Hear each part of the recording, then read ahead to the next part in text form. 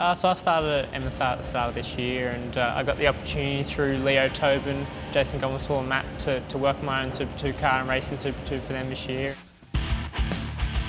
I spent 2.5 years at DJR Team Penske, so I was lucky to learn a lot from the people there, and a lot about the car of the future, supercar, and develop my knowledge there. I think working on the car just gives you so much of a technical understanding of what's going on underneath the car, so it more helps with development, and across the weekend making changes with the car is what I've noticed the biggest difference in.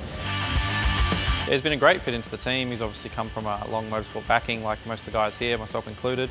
He's got experience in other supercar teams in various roles, and he's driven a lot of things in Australia over the course of his career, so fitting in here has been no problem at all. This is an introductory year for Aaron into Super 2, and next year we'd like to go out a lot stronger, hopefully with a new model car, depending on how the regulations for Super 2 transpire, and really have a shot at the title next year, and then obviously build from there and see where we can take it. Dad's helped me with the technical side. Obviously he ran and engineered his cars for quite a few years at GSR, and that's always sort of been his love in motorsport, is the technical side, and it's definitely something that I'm working on and trying to understand more, and without a doubt it helps you as a driver. Definitely to follow in my dad's footsteps is my goal.